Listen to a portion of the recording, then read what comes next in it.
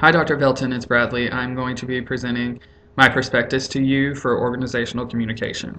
My prospectus covers um, the proposal to do a case study off of a woman's experience in Halifax, Nova Scotia. The Canadian woman received an email from her oncologist that was meant to be sent to her primary care physician that said that she was terminally ill with cancer. Now, of course, this is not the appropriate way to receive that sort of message, and it is also not the ideal way to receive that sort of message.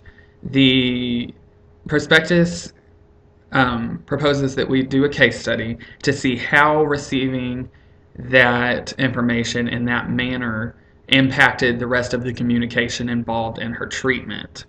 Um, the literature that I saw was very much geared towards um, medical communication in general, communication between doctors and doctors, communication between doctors and patients, and then communication between medical administrators and the doctors.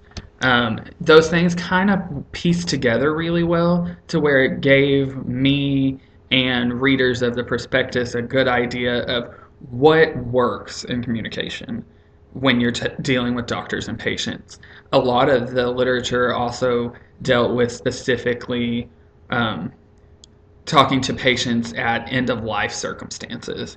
So one of the interesting things that I found in the literature during the literature review was that the main thing is that through all aspects of our lives, we want the doctors to be empathetic with what we are going through medically. However, when you start to receive a terminal diagnosis, you want that empathy to switch into more of a business mindset. You want to not hear so much, oh, I'm sorry, as this is what we're going to do to make you comfortable. So a lot of the research pointed to people feeling condescended to when too much empathy was used in the end-of-life circumstance.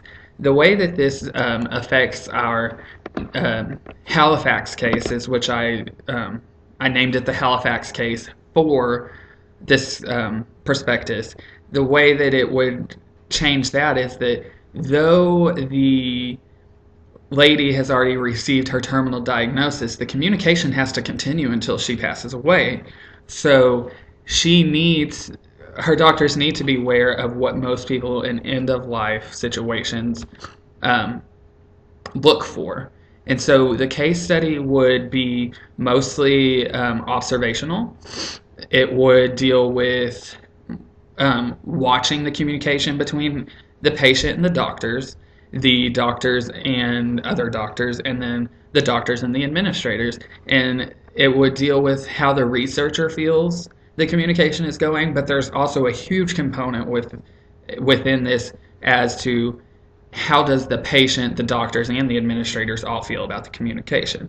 So to get that component, we would do interviews of the patient, the doctors, and the administrators. Obviously, this is all if they grant permission for the researcher to come in and do this sort of thing. Without their permission, none of it happens. So the goal of the case study is to see how technology is affecting our medical community's ability to communicate.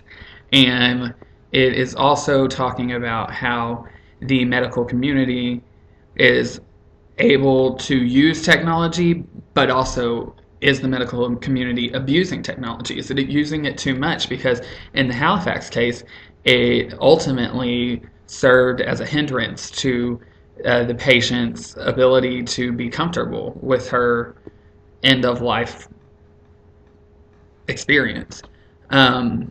So the case study would kind of help us to determine how technology is changing terminal diagnoses, and then also how something as big and unfortunate as a email inadvertently sent to the wrong person could affect the communication of someone's last days on Earth.